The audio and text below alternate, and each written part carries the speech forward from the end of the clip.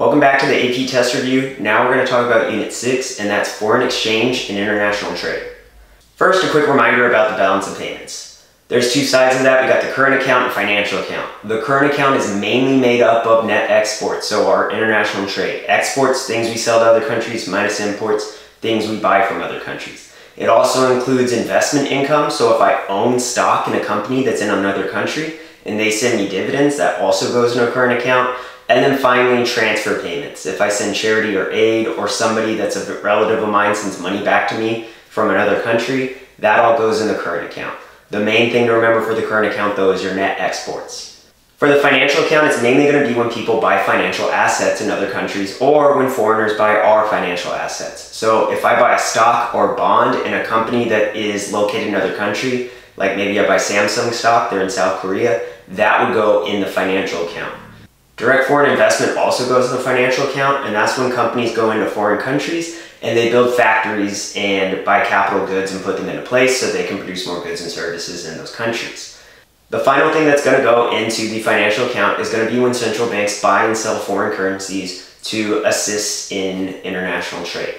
In the foreign exchange market, you'll always be able to tell which currency you're actually measuring the value of by looking at our x-axis.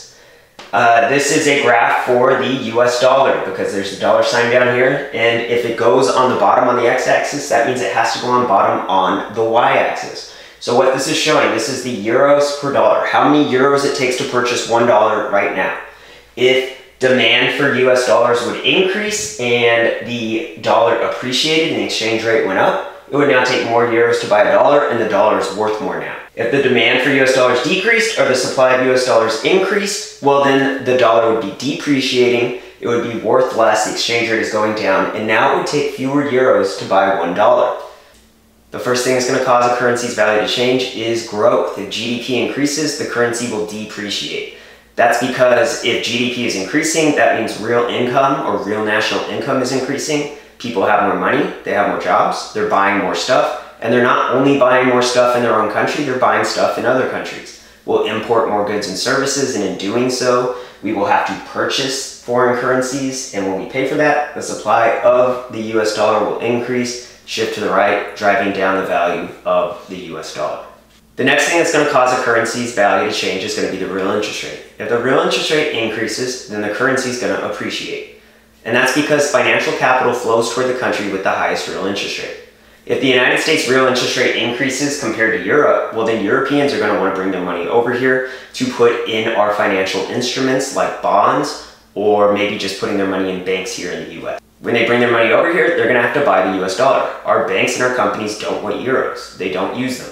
So when the European investors bring their money into the US, they're first going to have to exchange their euros for dollars, and in doing so, they are purchasing dollars. The demand increases, drives up the value of the US dollar. The last important thing that's going to cause the value of a currency to change is inflation. If the inflation rate in a country goes up, then the currency is going to depreciate. If the inflation in the United States gets higher than the inflation rate in the European Union, then Europeans are not going to want to import goods from the United States, causing the demand for the US dollar to decrease, driving down the value. Now we can run through a couple examples real quick. In the first example, we're going to look at what a budget deficit in the United States would do to the international value of the dollar and trade. In a budget deficit, taxes are low and government spending is high. So the government is literally spending more money than they have, and they're going to have to borrow money. So let's go into the loanable funds market and show what that would look like. The demand for loanable funds will increase. The government is borrowing more money. That will cause the real interest rate to increase. Now that the real interest rate in the United States is higher and the real interest rate in the Eurozone has remained the same, well, European investors are going to want to bring their money over here and put it into our financial instruments. Maybe they'll put it in the bank here in the US or buy bonds in the United States. When they bring their money over here to purchase those bonds or put their money in the banks in the United States, they're first going to have to buy US dollars. Our banks and our companies and our government does not want euros. We don't use them here. So the Europeans that bring their money over here to invest are going to have to buy dollars. The demand for the US dollar will increase and shift to the right, and that causes the exchange rate for the US dollar to increase. The dollar has appreciated now. Now that the dollar has appreciated, European importers of US goods are not going to buy as many US goods anymore. Our exports to the Eurozone will decrease because it will cost whoever is importing those goods into the Eurozone more just to buy the dollar before they can even buy some of our goods and services. So the dollar is more valuable, it costs more for Europeans to buy the dollar, so in turn they'll buy less of our exports. That means that our current account balance is going to go into a deficit. They're going to be buying less of our stuff, and we're actually going to be importing more of their stuff because now it'll feel cheaper to us because it costs us less to get the euro before we start importing those goods to here. So our current account goes into a deficit, and keep in mind that the current account and the financial account are inversely related. If the current account goes into deficit, the financial account has to go into surplus, which makes sense anyway because this higher real interest rate causing the European investors to come buy our bonds and stuff like that is what set off this situation in the first place. Now we're going to suppose that inflation is increasing at a more quick pace in the United States than it is in Canada. So prices are higher in the US right now than they are in Canada. That's going to cause Canadians to demand less of our currency because they're going to be buying less of our stuff. Or it could also cause us to purchase more goods and services from Canada now. If their prices feel lower because our prices are increasing at a quicker pace, we are going to go buy more imports from Canada. And when we buy imports from Canada, we're first going to have to buy the Canadian dollar. When we buy the Canadian dollar, we are paying with US dollars. So the supply of the US dollar in the foreign exchange market will increase, making the dollar depreciate. If inflation is increasing relative to other countries, then the currency is going to depreciate. So we started importing more from Canada, we had to buy Canadian dollars, that drove down the value of the US dollar. Our current account is going into a deficit because we're importing more from Canada than they're importing from us. And if our current account's going into a deficit, then our financial account has to be going into surplus because they are inversely related. If one goes down, the other has to go up because together they balance out to $0.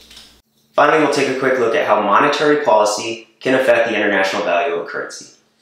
Let's suppose that the Federal Reserve decides to increase the money supply. The Fed wants interest rates lower, so they are increasing the money supply to try to influence spending. Maybe there was a recession and the Fed wanted to influence aggregate demand and get people spending money again. The Fed bought bonds and increased the money supply, driving down the nominal interest rate. This is going to have an effect in the foreign exchange market as well. If our nominal interest rate goes down, well then our real interest rate is going to be coming down too. Remember that the real interest rate is just the nominal interest rate minus our inflation rate.